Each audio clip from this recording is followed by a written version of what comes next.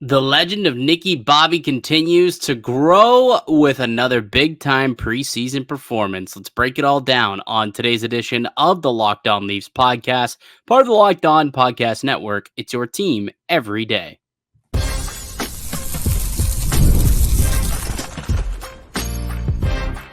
Your Locked On Maple Leafs, your daily podcast on the Toronto Maple Leafs. Part of the Locked On Podcast Network. Your team every day.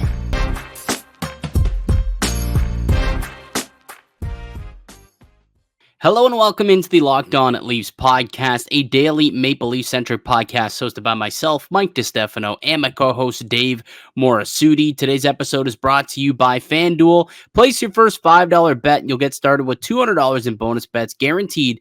Visit FanDuel.com to get started. Speaking of getting started, Dave, the NHL starts today. The regular season begins today.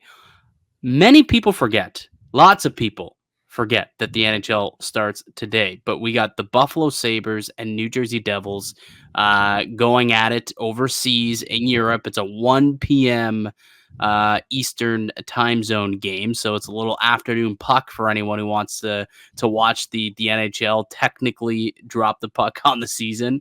If you want to make your bets on FanDuel, it's a 1 o'clock start, just so you know, but it feels like no one has been talking about the start of the season being today as opposed to next week. Yeah, no, I had no idea until like earlier in the week when I saw like the kind of the schedule of like sports for the week, and I'm like, oh, it was a preseason. I'm like, oh no, that's not a preseason game. That's a regular season game. Regular season game, and then stupidly later on that day there'll be preseason games played over here, and then preseason games played tomorrow. Yeah, it's it is what it is. What are you gonna do?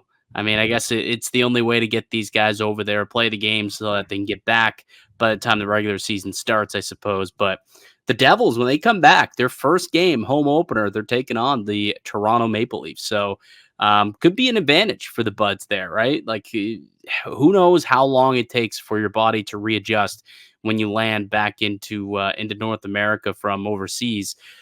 Could potentially give a bit of a bonus to the Maple Leafs. So the Leafs with a regular a preseason win tonight. We can talk about the regular season next week, but they had a preseason victory tonight. And but I mean, Nick Robertson just continues to impress here. Like, let's not waste any more time. Let's just get right into it. Another 2-goal performance. He's now scored the team's last 5 goals of the preseason. No one else can score, apparently, but our boy Nicky Bobby. Safe to say, Dave, this guy's earned his way onto the team. Yeah, I think it's about time that maybe we start taking the pencil off and put a pen beside Nick Robertson's name. Stone. We could write this thing in stone, because I think he's probably set in stone to be on this roster at this point. He's got 5 goals so far through 4 games of the preseason, scored both goals again tonight, in 2 different ways too, right? Like the first one, nice little shot that he kind of picked the low corner on, and then really nice play by Pacioretty to get him the puck, and he just, takes it forehand, backhand, and kind of tucks it in behind the goaltender. And if that's the offensive firepower we're going to get from a Nick Robertson this year, the Leafs definitely have something, like they got something here. And kudos to Brad Treliving. I mean, all summer, obviously Nick Robertson wanted to go elsewhere, and his value was in the tank, and no one was willing to pay the, price that the Leafs felt he was worth, because they knew this is what was inside of him. And he didn't want to make that trade. And now, good, because he looks like he could be a useful piece for this team. Yeah, that's where, GMs earn their money in a way. Like, how many people are saying, all right, he's done. He doesn't want to come back. It's time to cut bait, see what's out there, see what you can get for a Nick Robertson. And Brad Treliving didn't even flinch, right? When there was literally a report of him asking to be traded. Months later, nothing happens. He signs a contract. Yeah, I know he still wants to be traded. And, Brad Treliving just calmly went about his way, made sure that I think it also helps that you get a new coach in there that's going to give this player some a renewed confidence that he is going to get a fair shake. I think that's probably the saving grace in terms of the Nick Robertson Leafs relationship is that I don't know if Sheldon Keefe is the coach if this happens. Maybe not, possibly not. He might not get an opportunity to perform in these games. He's played a lot of them. Like he's played 4 of the 5 preseason games so far. We'll see if he ends up suiting up tomorrow night when they play the final one in Toronto. He could potentially, which would put him in 5 of 6 games.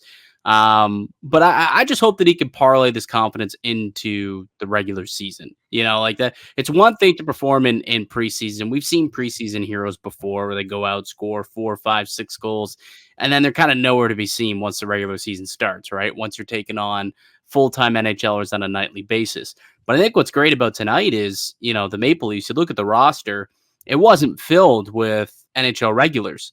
Detroit was. Like he was going up against Moritz Seider. He was going up against, Tarasenko, Patrick Kane. That was their NHL roster that he was playing against, right? So I think you could look at it as a pretty solid positive for Nick Robertson heading into the regular season.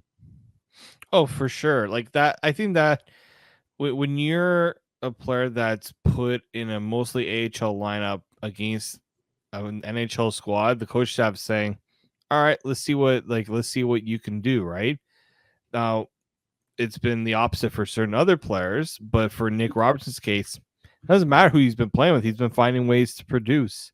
Yeah. Right. He hasn't been playing with Matthews. He hasn't been playing with Marner, Nylander, none of those guys. If I'm not mistaken, I don't think he's played with any of those guys at all during this preseason. No, he might have had a game with Tavares. If I believe there was a game with JT. Yeah, he started his first, it was Tavares, Robertson, and Pacioretty. Pacioretty, yeah, and that might end up being the third line, like right when the season starts. Like that could potentially be the line. I mean, there's been a decent amount of chemistry between those players, right? Tavares and Pacioretty showed some chemistry, and Patches and Robertson showed chemistry tonight. It's a really nice play. Like I think Pacioretty picked up an assist on both of the Robertson goals. So Pacioretty doing himself a favor to try and make sure that he can solidify a roster spot. I know we all believe that he is for sure going to be signing a deal and he will be a Maple Leaf this season. But being able to produce and make a nice play like that certainly only benefits your case, I guess. Yep. So it's nice to obviously see a couple of guys who were at the bottom end of the roster or dudes who were fighting for those couple of spots really keep themselves at the inside track, I guess, for those final couple of spots. One more game tomorrow though, and I'll be curious to see what that grouping looks like, and that might be the true indicator of who Craig Berube believes is going to make this squad. But we'll see tomorrow once that happens. Why don't we take a quick break? Let's come back. Let's get to our 3 stars of the game. Continue to break down the Maple Leafs 2-0 shutout victory over the Detroit Red Wings. We also had our first few cuts of training camp. One Maple Leaf hits the waiver wire. Does he clear, or will he be claimed? We'll debate that also on the other side. I'm Mike DiStefano with Dave Morisuti. You're listening to the Locked On Leafs podcast, part of the Locked On Podcast Network. It's your team every day. Today's episode is brought to you by FanDuel. Hey, NHL fans, you can start the season with a big return on FanDuel. It's North America's #1 sports book. So when you get a hunch in the middle of a game, you can check out the latest stats, view live play-by-play, and so much more on the same page where you place your bets. You'll get started with $200 in bonus bets guaranteed when you place your first $5 bet. Like I said, coming up 1 o'clock, first game in the NHL today. You can place a $5 bet. Get yourself $200 in bonus bets guaranteed. That's FanDuel.com. The Locked On Leafs podcast continues. Mike DiStefano and Dave Morsuti with you as we are each and every weekday, Monday through Friday, with a new episode for you, free and available wherever you get a podcast and also up on YouTube. Just search out the Locked On Leafs podcast, hit subscribe, and get yourself your daily dose of Maple Leafs news and analysis. Let's break down the game that we just witnessed the Maple Leafs play. 2-0 victory over the Detroit Red Wings. We obviously just talked about Nick Robertson. I think safe to say, as we break into our 3 stars of the night, Nicky Bobby, first star. Yep. I was watching this game and know if I was like ready to fall asleep at times. It was just not a very entertaining game. And then Robertson scored. I was like after the first period, once the football game started, very much a dual screen situation. I probably spent more time watching the football game. I'll say that the hockey wasn't as entertaining as that ball game. No, and then Robertson scores, and you're like, very nice. Then he scores the second goal, and you're like, how do you do? Yeah. The Ballad of Nicky Bobby. The Ballad of Nicky Bobby. We might have to title this podcast that.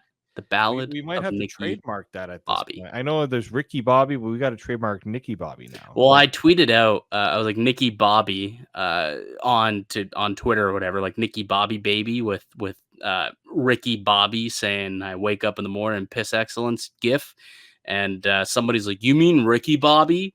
No, I don't. I mean Nicky Bobby. I do. But yeah, he was great tonight. Like, honestly, the goals aside, I thought that he played with confidence, which is what you want to see from Nick Robertson, like ended up with 3 shots on the night, but it's really there was a couple plays there where he was defending in his own end, right? He killed off the final minute of the game. So he had, the trust to be able to do that, or at least I think Craig Berube wanted to put him in that scenario to see how he would do. And he did decent. He did fine. I thought he was pretty good positioning wise defensively in this game. So, yeah, I think that, the goals, of course, but I thought overall it was a decent game, defensively as well, which is kind of what Berube is hoping for. The goals are nice, obviously, but he's watching him in the defensive end to see, all right, what's he doing? How's he positioning himself? And that's really what matters at this point for Robertson. And I thought tonight he did pretty good against a pretty stacked NHL lineup. Yeah, I love the defensive plays he was making, coming back on the back check. Like there was one play, I think it was against Casper, that he came in and was it Casper DeBrincat? One of those two, and he stopped. Literally, if he didn't make the defensive play, probably a solid chance on net. So like those are the parts of the game we were talking about. If you're not scoring, we got to throw those other things into it, and he's doing it right. I think that this was, the other game, it was nice. I think this was more of a statement game for Robertson. Yeah, and one of the better games I've seen him play in a long time.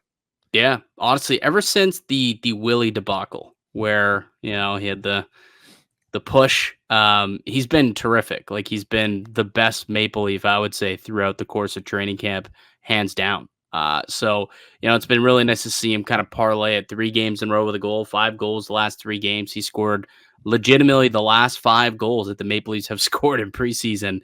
They've all come off the stick of Nick Robertson. So, yeah, he's very clearly the first star tonight. Second star of the game, Dave. It's got to be the man in net. Like, we're talking about Nick Robertson. We don't even talk about the goaltender who got the shutout. Yeah, tonight. I know. Like, Anthony Stolarz, I know that some people have always had their issues or concerns about the goaltending.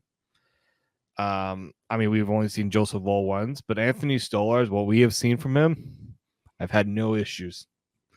He's just solid. Like, he's so big. He takes up a lot of the net, and he just seems like he's cool, calm, collected. Like, he made that one glove save on Tarasenko, and they just like laughed at each other. They're just like having fun. I love seeing stuff like that in the game, because at the end, it is just a game. But when you feel so good about yourself that you can just sit there and chuckle at guys, I loved it. Like, how many times did we, think about that? Remember that Jack Campbell wink that we saw a couple of years back. That became a GIF that kind of made its way through Maple Leafs Twitter. I think Anthony Stolarz is playing great. What do you make? 30 saves tonight, 2.25 goals saved above expected. And again, like this was a legitimate roster that he was playing. Like the Red Wings iced an NHL roster, and he was taking on shots from Tarasenko, from Patrick Kane. Like these are good players, and I thought that Detroit controlled play most of the night too. So it's not like it was an easy outing for Stolarz. So really solid night for him. Absolutely. He looks like he's going to be a nice little piece for the Maple Leafs. Good little 1-2 punch with him and Joseph Woll, but certainly also my second star of the game. Who are you giving your third star to, Dave? Man, I struggled a bit with trying to figure out who exactly, because I looked so much at Robertson and I looked so much at Stolarz that I would say maybe Pacioretty, because he, again, a couple of assists. But I think it's Easton Cowan for me.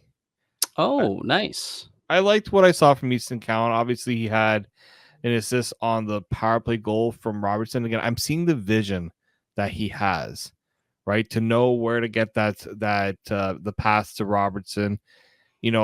There were concerns that he hadn't really done much during, preseason. I wasn't looking for Easton Cowan to come out and dominate preseason.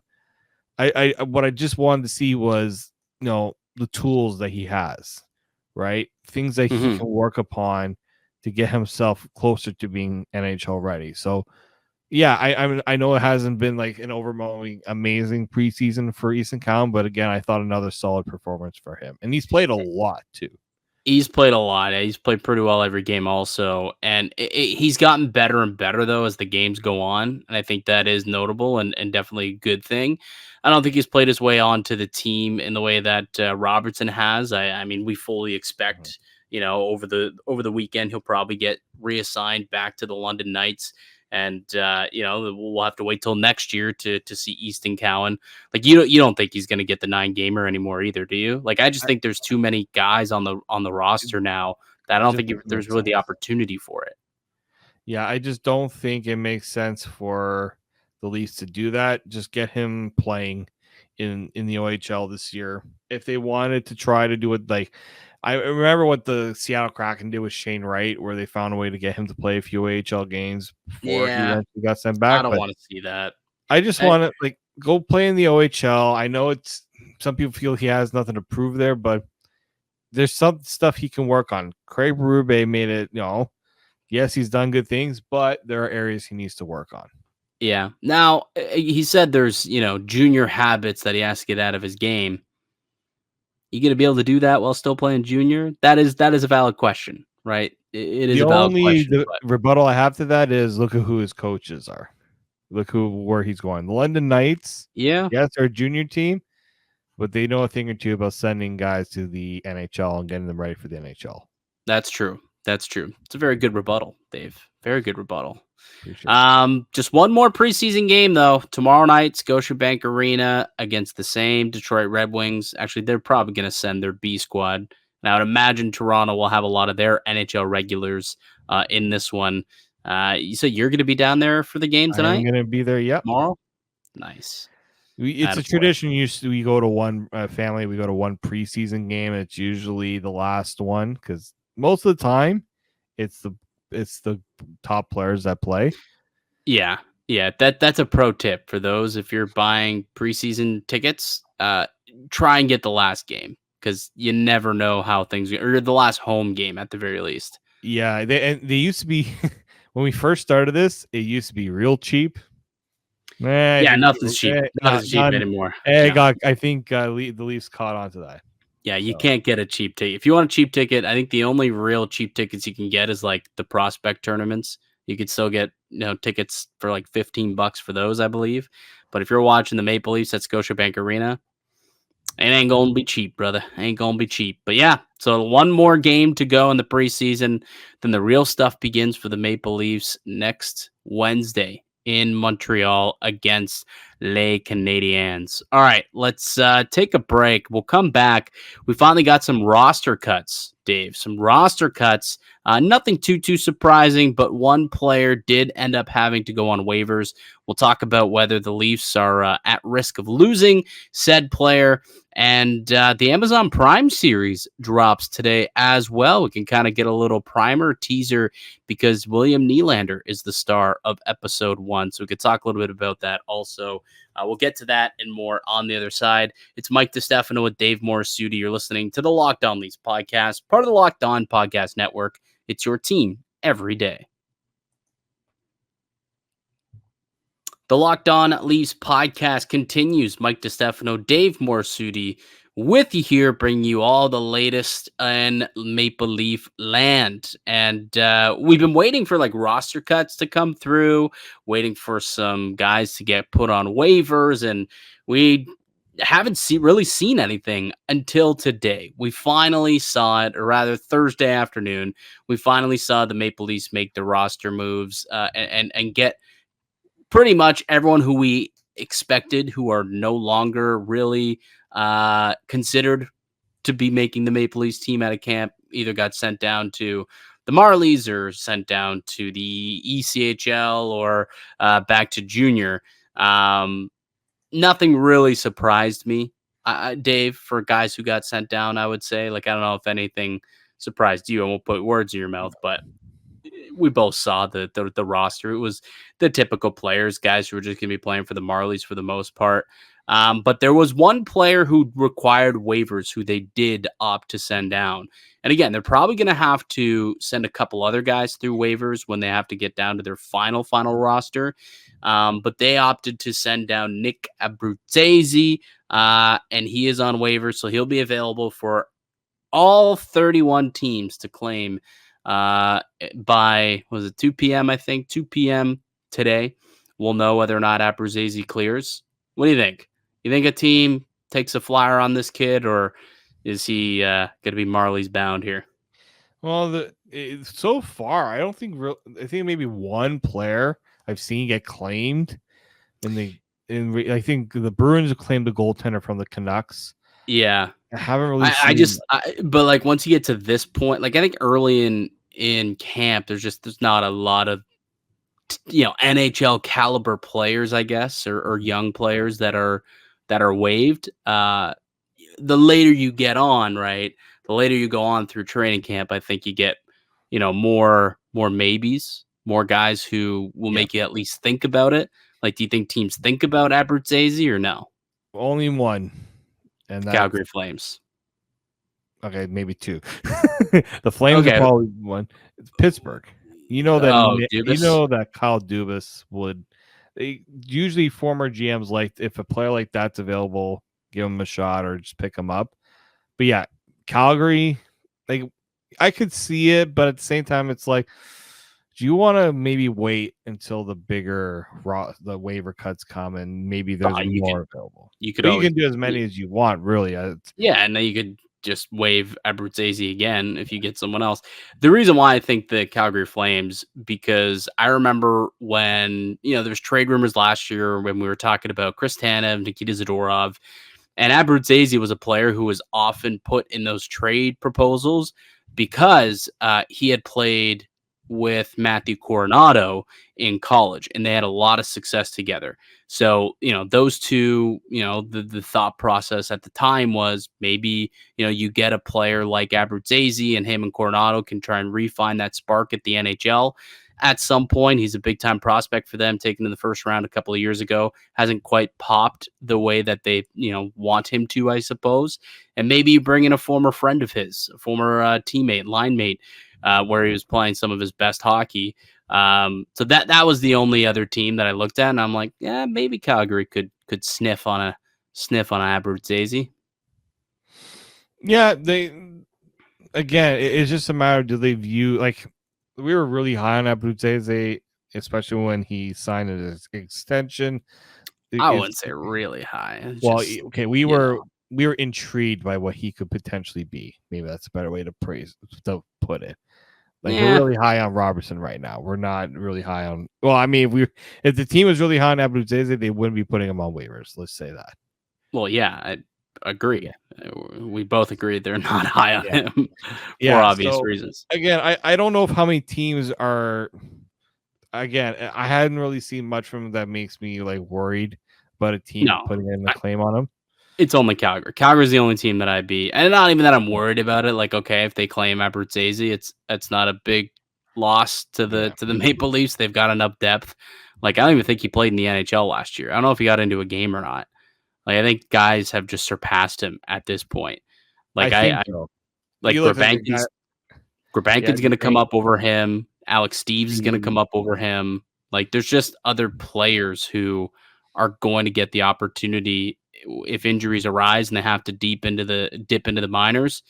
I don't know how far down you'd have to get to Abruzzese. I think it'd be pretty far down. So wouldn't be a big loss. But Decent producer at the AHL level, but again, the Leafs have that. They're looking for guys that can make that jump to the NHL. yeah, and he doesn't have the size that this new regime likes as well. That's why maybe your boy Doobie could potentially pick him up. So the Amazon Prime series starts today as well. We're gonna have to watch the Nylander episode over the weekend for sure, I think, and then come back Monday and kind of give a book report. Well, not a book report, a movie report, a critique, whatever the hell you want to call it, on that episode. Because apparently, like, he actually lets the media like into his life, right? Like, it's not a like he actually opens up and he's a big part of the episode. So I'm intrigued, man. I'm excited. It I mean, at the time of this episode being released, I'd imagine that people can go watch it now if they ever have Amazon Prime. But I'm intrigued by this, man. I really am. I am too. I always love these behind the scenes. What I like most about this and what I'm hearing is like players themselves, I think, didn't realize how much they were going to be open, how much they're going to let in. Usually you try to guard against things, and there was a tendency to do a little bit of that. But it sounds like, and Connor McDavid spoke a lot about it, is that it's going to be a good show for him to say, like, you see, and look, I don't know if you saw the trailer with the clip with Connor McDavid. Oh, I did. That is the most raw thing you like. I love raw, like how these documentaries can capture the raw emotion and feel of these players. I have a question. For you. Prior to seeing that clip, did you ever think that McDavid had that in him?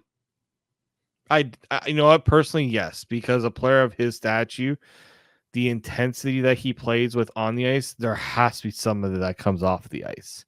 Does anyone give you that feeling on the Leafs? On the Leafs? Yes. Man. I mean, before today, I would never have thought of Nylander being that guy. I was thinking of one of the vets. Like, remember when Patrick Marleau was here, and the Leafs? They talked about how in one of the intermissions, It wasn't Marleau. Wasn't Marleau. Or was It was Simmons. Wayne Simmons, I believe. Wayne Simmons was one, but I do remember one game against Ottawa. Simmons was in the playoffs. Simmons lost it in the playoffs. He lost it on them. Or no, actually, it was a couple of years ago. I was doing the lunch. It was a game in Chicago, and he lost it on the team, and they ended up coming back and winning that game. There was also one in Ottawa. I'm pretty sure it was Marleau. It was either Marleau or Spezza. And like the players say, like when one of those guys stands up and like gives it to the team, you listen and you do what they say, right? Like, sure, but none of those three guys are there anymore. So like, looking at the guys now on the team?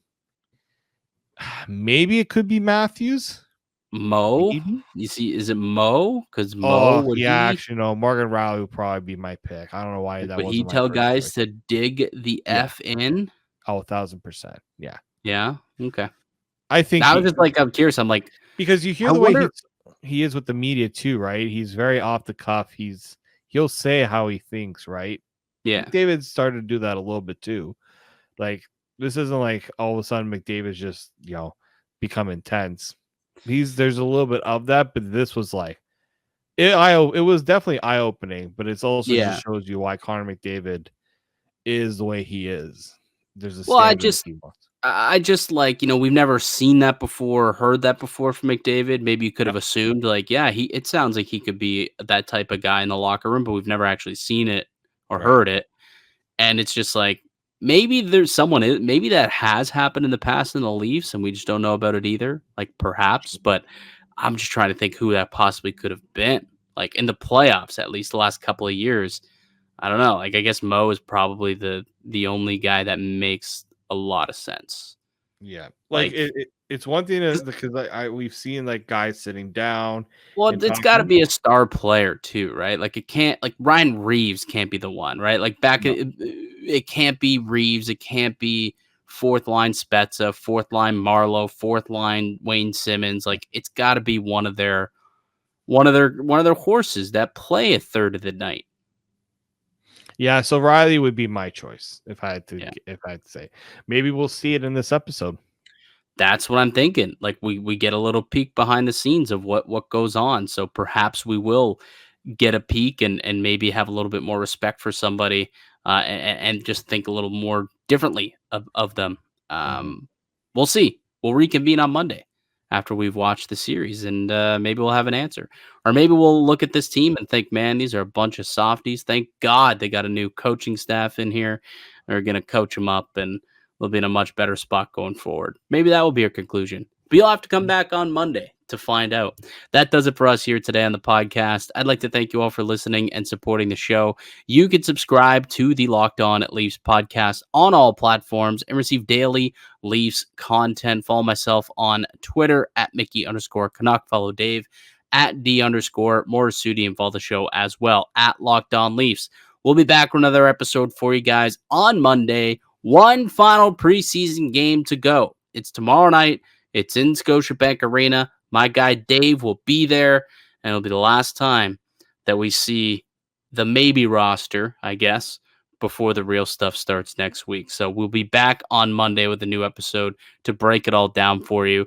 Until then, keep it locked right here on Locked On Leafs.